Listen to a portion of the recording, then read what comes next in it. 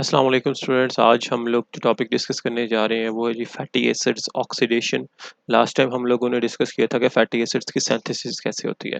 आज हम देखेंगे कि फैटी एसिड्स की जो है वो डिग्रेडेशन कैसे होती है। फैटी एसिड्स की जो डिग्रेडेशन है उसको मेनली हम लोग जो है वो बीटा ऑक्सीडेशन कहते हैं। Beta oxidation of fatty acid, इसको बीटा ऑक्सीडेशन क्यों कहते हैं ये बात भी हम लोग आज जो है वो डिस्कस करते हैं।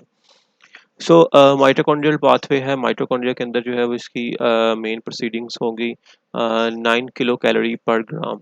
ये एक 9 किलो कैलोरी जो है ना, 1 ग्राम फैट्स में से 9 किलो कैलोरीज जो है वो हमें एनर्जी मिलती है, जो कि as compare to carbohydrates and proteins बहुत ज़्यादा है।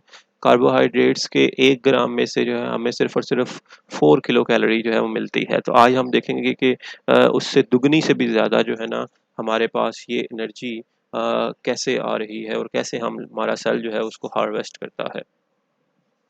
सो टोटल कार्बन फ्रेगमेंट्स जो हैं वो सक्सेसिवली रिमूव्ड होते हैं। स्टेप बाय स्टेप जो है वो आहिस्ता आहिस्ता करके जो है ना रिमूव किए जाते हैं। जिस तरह हम लोगों ने फैटी एसिड की सिंथेसिस में डिस्कस किया था कि दो दो कार्बन जो है ना वो ऐड किए जाते थे हर साइकिल के बाद, बिल्कुल वैसे ही यहाँ से जो है ना वो दो दो कार्बन जो हैं वो रिमूव किए जाएंगे। एक्चुअली ये जो बीटा ऑक्सीडेशन है ये उसी फैटी एसिड सिंथेसिस का जो है ना वो रिवर्स रिएक्शन जो है वो आप समझ लें। अच्छा जी, इसके केस में हमारे पास जो है वो एसिटाइल को ए प्रोड्यूस होता है, NADH प्रोड्यूस होता है और FADH2 जो है ना ये प्रोड्यूस होते हैं। ये तीन कंपाउंड जो है वो हमारे पास प्रोड्यूस होते हैं। कितने कितने प्रोड्यूस होते हैं ये भी बात हम लोग जो है वो इस लेक्चर के अंदर डिस्कस करेंगे।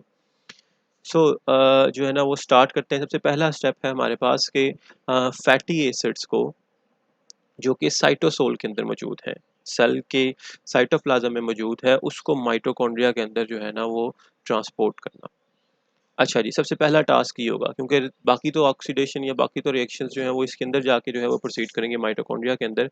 सो सबसे पहला टास्क यही है जी कि फैटी एसिड के मॉलिक्यूल को हम लोगों ने ट्रांसपोर्ट करना है माइटोकॉन्ड्रिया के अंदर। कैसे ट्रांसपोर्ट करना है जी, वो जो है ना हम लोग इसको डिस्कस करते हैं। अच्छा जी, को ए हम लोग जानते हैं जी, कोएंजाइम ए जो है ये बड़ा ही जो है वो क्रूशियल रोल प्ले करता है मेटाबॉलिज्म के अंदर। और इसके बारे में हम लोगों ने ऑलरेडी डिस्कशन की थी कि इसका मसला ये है कि ये को ए का मॉलिक्यूल जो है वो इनर माइटोकॉन्ड्रियल मेम्ब्रेन को जो है वो क्रॉस नहीं कर सकता। हालांकि इसकी ज़रूरत जो है वो माइटोकॉन्ड्रिया से बाहर भी होती है और माइटोकॉन्ड्रिया के अंदर भी होती है, लेकिन ये दोनों को ए जो है ना वो सेपरेटली डेवलप किए जाते हैं, सेपरेटली जो है वो बनाए जाते हैं सेल के अंदर।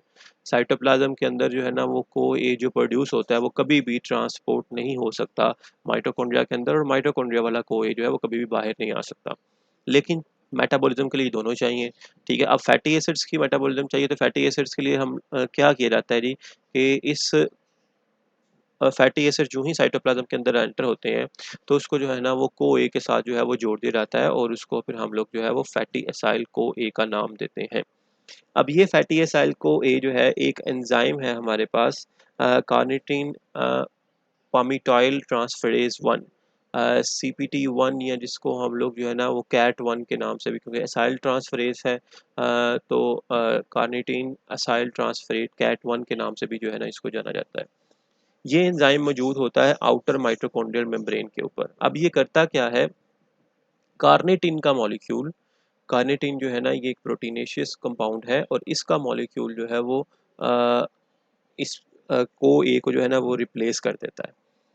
एसाइल ग्रुप, फैटी एसाइल जो ग्रुप है हमारे पास, ठीक है, जिस फैटी एसाइल ग्रुप हम लोग कहते हैं इस चीज़ को, ये जो कंपाउंड है ना हमारे पास, इस कंपाउंड को हम लोग कहते हैं जी फैटी एसाइल ग्रुप। ठीक है, और साथ में ये को ए कम जो है वो को एंजाइम ए है। अब ये फैटी एसाइल ग्रुप जो है वो यहाँ को ए से उतर कर इस कार्निटिन के साथ मिल जाता है, और हमारे पास जो है ना वो carnitine acyl fatty acyl carnitine बन जाता है। इस कंपाउंड को फिर हम लोग कहेंगे फैटी एसाइल कार्निटिन। ठीक है, अब ये जो फैटी एसाइल कार्निटिन है ये आसानी से इसको ट्रांसपोर्ट करने के लिए जो है ना वो ट्रांसलोकेजेज एंजाइम्स जो हैं वो मौजूद होते हैं इनर माइटोकॉन्ड्रियल मेम्ब्रेन के ऊपर। सो ये फैटी एसाइल कार्निटिन जो है ये आसानी से ट्रांसपोर्ट कर दिया जाता है इनटू द माइटोकॉन्ड्रिया।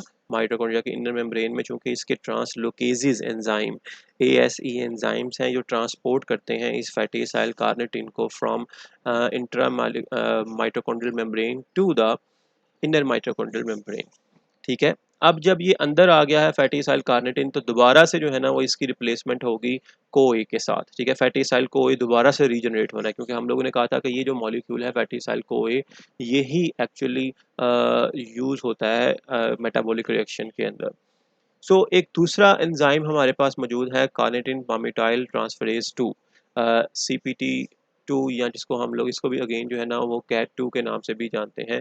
अब ये को ए क्या करता है जी, ये रिप्लेस कर देता है कार्निटिन को, कार्निटिन फ्री हो जाता है, कार्निटिन दोबारा जो है वो ट्रांसलोकेज एंजाइम से जो है बाहर निकल जाता है, और वो नेक्स्ट फैटी एसिड के साइल कंपाउंड को जो है वो लेकर आता है। सो इस तरह से ये कार्निटिन का जो है ना वो एक साइकिल चलता रहता है।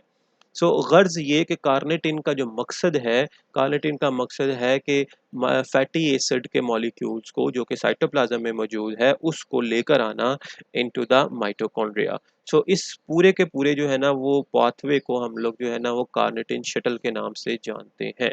इसको हम लोग जो है ना वो कार्निटिन शटल कहते हैं, ठीक है। सो ये इस तरीके से जो है वो मॉलिक्यूल जो है वो ट्रांसफ़र होते हैं। इसमें अगेन बहुत से एंजाइम्स हैं जिसको हम लोगों ने अभी थोड़ा सा पढ़ा भी, हम उनको वन बाय वन जो है वो डिस्कस करते हैं। फैटी एसाइल CoA सिंथेटेज़ है।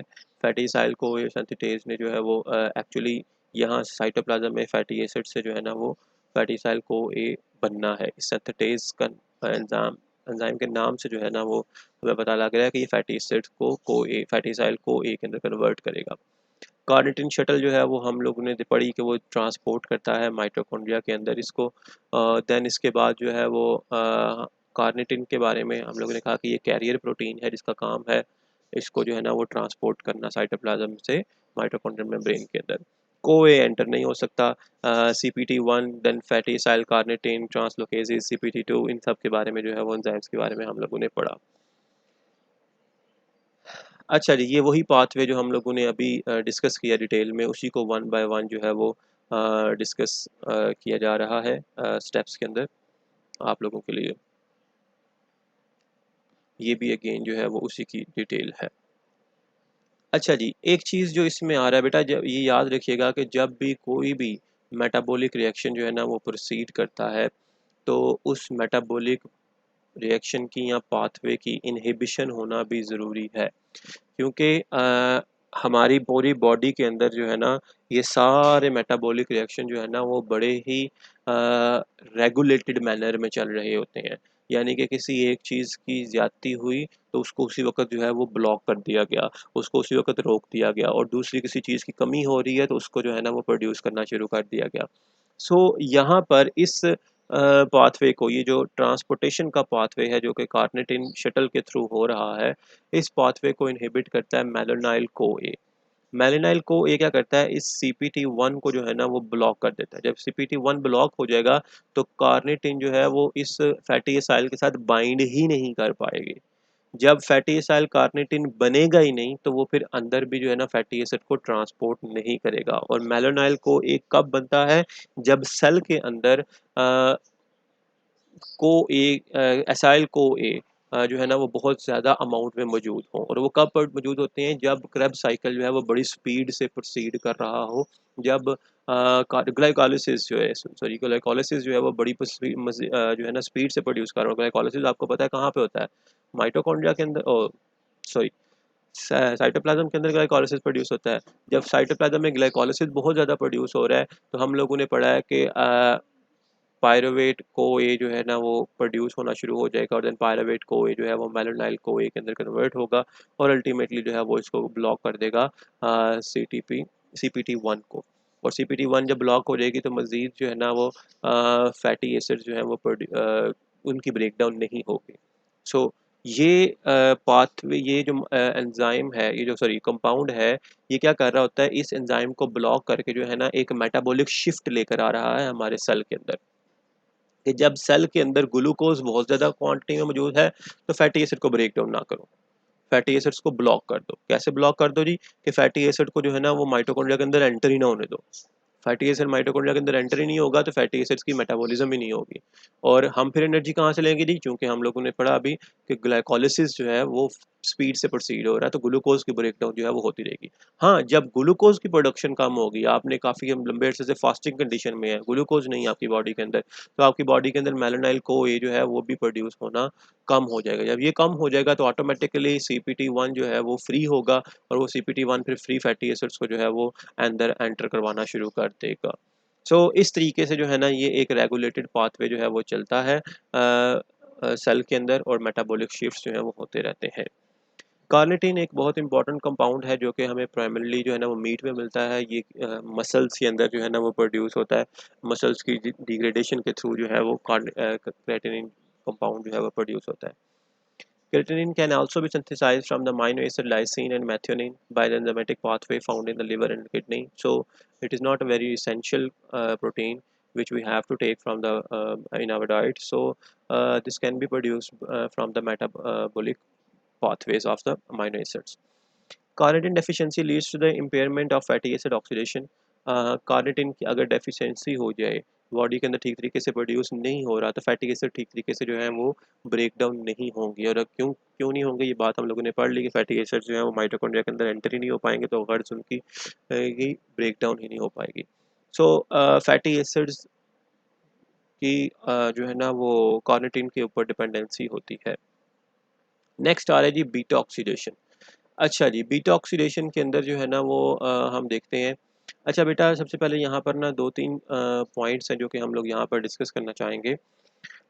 सबसे पहले तो जो है ना वो हम लोग बात करते हैं, ये जो हम लोग ऑक्सीडेशन पढ़ने जा रहे हैं, ये हम लोग पढ़ने जा रहे हैं उन फैटी एसिड के मॉलिक्यूल्स की जो इवन नंबर रखते हैं। इवन नंबर से मुराद ये है कि जिनके कार्बन नंबर्स की तादाद जो है वो इवन है, लाइक 16 है, 18 है, 20 है, 14 है। ये जो ऑक्सीडेशन के स्टेप्स हैं, ये जो ब्रेक डाउन का स्टेप है, ये एक्चुअली इवन नंबर के कार्बन्स के लिए है। जो ऑड नंबर की फैटी एसिड्स होते हैं, उनके लिए पाथवे जो है वो थोड़ा सा डेविएट करता है। ठीक है, उनका पाथवे डिफरेंट है उनकी ब्रेक डाउन का। यहाँ पर हम लोग इवन नंबर वाले कार्बन वाले कंपाउंड्स को की ब्रेक डाउन को जो है वो डिस्कस करने जा रहे हैं। पहली बात होगी। दूसरी बात, अब हम लोग इसको बीटा ऑक्सीडेशन क्यों कहते हैं। अच्छा, आप लोगों ने जो है ना वो केमिस्ट्री में ये बात पढ़ी थी कि जो फंक्शनल ग्रुप के साथ एसोसिएटेड पहला कार्बन मॉलिक्यूल होता है, लाइक यहाँ पर अगर हम देखें इसके अंदर, तो ये कार्बोनाइल ग्रुप जो है ये एक फंक्शनल ग्रुप है। इसके साथ पहला कार्बन जो है वो ये आ रहा है। ठीक है, जो डायरेक्टली कार्बन फंक्शनल ग्रुप के साथ अटैच है। फंक्शनल ग्रुप के साथ अटैच कार्बन को हम लोग जो है ना वो अल्फा कार्बन कहते हैं। फिर इसी तरह से जो सेकंड नंबर के ऊपर आता है उसको हम लोग beta, then gamma, delta, omega, इस तरह से नॉमेनक्लेचर जो है वो चलती चली जाती है। अब हम लोगों ने इसको बीटा ऑक्सीडेशन क्यों कहा, क्योंकि एक्चुअली यहाँ से जो है ना इस चेन की ब्रेकडाउन होने जा रही है। ये जो कार्बन है ना हमारे पास थर्ड नंबर के ऊपर जो मौजूद है, जिसको हम लोग बीटा कार्बन कह रहे हैं, इस कार्बन की ऑक्सीडेशन हम लोगों ने करवानी है। इसी वजह से हम लोग इसको बीटा ऑक्सीडेशन के नाम से जानते हैं। अच्छा जी, बात स्टार्ट करते हैं जी पाथवे। ये हमारे पास एक लंबा सा जो है ना वो फैटी एसाइल को ए का मॉलिक्यूल है, जिसमें हमें हमारे पास कार्बन्स की जो है ना तादाद लंबी सी नज़र आ रही है। लेट से पामिटिक एसिड है, उसी का जो है ना हम लोगों ने फैटी एसाइल को ए प्रोड्यूस किया। अब सबसे पहले क्या होगा, हमारे पास एक एंजाइम है एसाइल को ए डिहाइड्रोजिनेसिस। अब जरा नाम पे गौर कीजिएगा, ASE मींस एंजाइम्स है, डी मींस रिमूव करना, और किसको रिमूव किया जा रहा है जी, हाइड्रोजन, डिहाइड्रोजिनेसिस। ये डिहाइड्रोजिनेसिस क्या करेंगे, ये carbon number 3 and carbon number 2 के दरमियान से जो है वो हाइड्रोजन को रिमूव करेंगे, और वो हाइड्रोजन जो है वो FAD अपने पास से ले जाएगा। Removal of hydrogen is known as oxidation. यहाँ पर हो रही है ऑक्सीडेशन। ठीक है, अब उस ऑक्सीडेशन के केस में, डिहाइड्रोजिनेशन के केस में, हमारे पास जो है ना वो डबल बॉन्ड प्रोड्यूस हुआ। याद होगा आप लोगों ने, हमने पढ़ा था कि फैट्स को ऑयल में, सॉरी, ऑयल को जब फैट्स में कन्वर्ट किया जाता था तब हाइड्रोजिनेशन करते थे, हाइड्रोजन ऐड करते थे अनसैचुरेटेड फैटी एसिड्स को सैचुरेटेड फैटी एसिड में कन्वर्ट करने के लिए। अब यहाँ पे हम लोग रिवर्स कर रहे हैं, हम लोग सैचुरेटेड फैटी एसिड को कन्वर्ट कर रहे हैं अनसैचुरेटेड फैटी एसिड में, और at a very very specific carbon number. Dehydrogenases जो है वो क्या करेंगे, हाइड्रोजन को रिमूव करेंगे और एक डबल बॉन्ड प्रोड्यूस होगा, इंट्रोड्यूस होगा। अब ये जो कंपाउंड बन गया है ये है जी इनॉइल को ए, क्योंकि इसमें इन है, डबल बॉन्ड है, और देन कार्बोनाइल है, उस वजह से ऑयल यहाँ पर आ गया, इनॉइल को ए कंपाउंड बन गया। अब इनाइल को ए के ऊपर जो है ना एक एंजाइम एक्ट करेगा, enoyl co A hydratase. Again ASE is a enzyme name, and hydratase मतलब वाटर की जो है ना वो एडिशन होने जा रही है, हाइड्रेशन, हाइड्रेशन से जो है ना ये हाइड्राटेज बन गई। अब वाटर का मॉलिक्यूल जो है ना वो ऐड होगा यहाँ पर, और कार्बन नंबर 2 के ऊपर हाइड्रोजन ऐड होगी, और कार्बन नंबर 3 के ऊपर जो है ना वो हाइड्रोक्सिल ग्रुप ऐड हो जाएगा। मजीद यहाँ पर क्या होगी, ऑक्सीजन की एंट्री होगी इस कार्बन के ऊपर। So addition of oxygen is known as oxidation. ठीक है, इसी कार्बन की, बीटा कार्बन की जो है ना वो ऑक्सीडेशन हो रही है अगेन सेकेंड स्टेप के अंदर भी।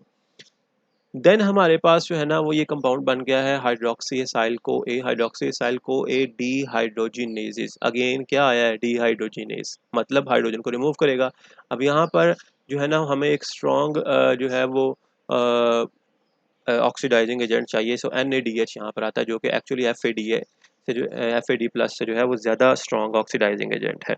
सो ये क्या करेगा कि ये जो है ना वो इस कार्बन से, बीटा कार्बन से एक ये हाइड्रोजन जो कि हाइड्रोक्सिल ग्रुप के साथ अटैच है, और दूसरा जो है ना इस कार्बन के साथ मौजूद जो हाइड्रोजन है, ये दोनों हाइड्रोजन्स को जो है ना ये पिक कर लेगा।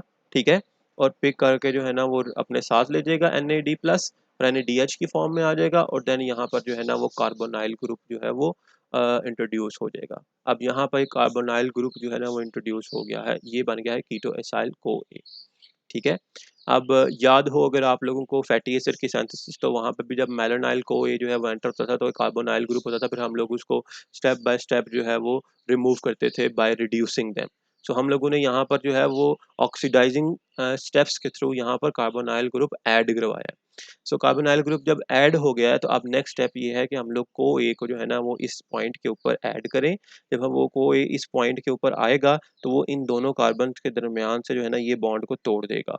ये बॉन्ड जब टूट जाएगा तो यहाँ पर जो है ना वो को ए अटैच हो जाएगा। सो यहाँ पर अगेन जो है वो फैटी एसाइल को ए बन जाएगा, और ये जो है वो एसिटाइल को ए की फॉर्म में सेपरेट हो जाएगा। अब यहाँ पर आप ये देखें कि ये दो कार्बन्स हैं, कार्बन नंबर 1 कार्बन नंबर 2, ये दोनों कार्बन्स जो है ना ये इस पूरी लंबी सी चेन से सेपरेट हो गए हैं। ये एसाइल को एसिटाइल को ए जो है वो क्रेब साइकिल के अंदर एंटर हो जाएंगे, और अगेन जो है ना वो हमें एनर्जी प्रोवाइड करेंगे और ATPs प्रोवाइड करेंगे। बाकी ये जो हमारे पास फैटी एसिड्स का लंबी सी चेन आई है उसमें से 2 कार्बन जो है वो कम हो गए। अब ये वाला जो चेन है ये अगेन क्या करेगा, इसी रिएक्शन के अंदर दोबारा से जो है वो एंटर होगा, मजीद इसके जो नेक्स्ट 2 कार्बन्स होंगे उसको रिमूव किया जाएगा। सो स्टेप बाय स्टेप ये कार्बन्स जो है वो 2-2 करके जो है वो इस लंबी सी चेन में से जो है वो रिमूव होते चले जाएंगे, और अल्टीमेटली जो है वो हमारे पास वो पूरी की पूरी कार फैटी एसिड्स की जो लॉन्ग चेन है वो कन्वर्ट हो जाएगी इनटू एसाइल को एस। और इस तरीके से हमारे पास जो है वो लंबी सी फैटी एसिड्स की चेन को जो है वो चॉप डाउन कर दिया जाएगा इनटू एसाइल को एस। सो ये थे हमारे पास स्टेप्स 3 से 4 जो कि बीटा ऑक्सीडेशन के स्टेप्स थे। ठीक है, और ये है इवन नंबर के लिए। अच्छा जी, यहाँ पर जो है ना वो अगेन यही डिस्कशन की गई है कि कितनी जो है वो एनर्जी हमें मिल रही है एक 16 कार्बन पामेटिक एसिड की यहाँ पे एग्जांपल दी गई है। हम लोगों ने कहा 16 कार्बन है ना 2-2 करके जो है वो रिमूव होंगे हर साइकिल के अंदर। हम लोगों ने यहाँ पे देखा कि हमारे पास 3 कंपाउंड्स बन रहे हैं हर साइकिल के अंदर। एक कंपाउंड बन रहा है FADH2, दूसरा कंपाउंड बन रहा है NaDH, और तीसरा कंपाउंड बन रहा है एसिटाइल को ए। ये 3 कंपाउंड हमारे पास हर साइकिल के अंदर आ रहे हैं। एक FADH, एक NaDH, और एक आ रहा है हमारे पास एसिटाइल को ए 2 कार्बन वाला, जो कि क्रैब साइकिल के अंदर एंटर हो जाएगा। और हम जानते हैं कि एसिटाइल को ए जो है वो 12 ATPs को यूटिलाइज करता है। ये हम लोगों ने उसमें पढ़ लिया था, 7 NADH, 3 ATPs, और ये सब कुछ जो है ना हम लोगों ने ऑलरेडी जो है वो डिस्कस किया था ग्लाइकोलाइसिस की जगह पे जब हम क्रैब साइकिल्स पढ़ रहे थे। सो ओवरऑल एक 16 कार्बन जो हमारे पास बन रहा है लॉन्ग चेन फैटी एसिड्स, उससे जो है वो हर साइकिल में जो है वो ये तीनों कंपाउंड्स निकलते जाएंगे और अपने रिस्पेक्टिव ATPs जो है बनाते चले जाएंगे। सो ओवरऑल हम लोग बात करें तो तकरीबन 131 ATPs बनते हैं इस 16 कार्बन की फैटी एसिड चेन से। 131, जिसमें 2 ATPs जो हैं वो इसको वो शुरू में चाहिए होते हैं इस रिएक्शन को स्टार्ट करने के लिए। ठीक है, सो वो 2 ATPs को हम लोग निगलेक्ट करें तो ओवरऑल 129 नेट प्रोडक्शन आती है हमारे पास ATPs की। अगर हम लोग यहाँ पर देखें तो एक पामेटिक एसिड से 16 कार्बन फैटी एसिड की चेन से हमारे पास 129 एटीपीज मिल रहे हैं। और हम लोग ये 129 एटीपीज जो हैं वो तादाद में बहुत ज़्यादा है एज़ कम्पेयर टू ग्लाइकोलिसिस और क्रेब्स साइकिल को मिला के जो हम लोगों ने पढ़ा था कि एक ग्लूकोज का मॉलिक्यूल तकरीबन जो है वो हमारे पास 32 या 34 जो है वो 36 एटीपीज जो है वो दे रहा था। सो यहाँ पर जो है वो 129 एटीपीज हमें मिल रहे हैं। ये जो था हमारे पास वो लॉन्ग चेन फैटी एसिड्स के हवाले से था। जो शॉर्ट चेन फैटी एसिड्स होते हैं उनको कार्निटिन शटल की ज़रूरत नहीं होती, वो इजीली जो है वो डिफ्यूज़ कर सकते हैं उस लिपिड बाइलेयर के जो है वो माइटोकॉन्ड्रियल मेम्ब्रेन्स के स्ट्रक्चर में से। यहाँ तक था हमारे पास बीटा ऑक्सीडेशन के रिएक्शन। होप सो आप लोगों को समझ आ गई होगी। अगर किसी पॉइंट की क्लियरेंस नहीं हुई तो प्लीज़ कमेंट में जो है वो क्वेश्चन कीजिएगा और लाइक और सब्सक्राइब करना ना भूलिएगा। अल्लाह हाफ़िज़।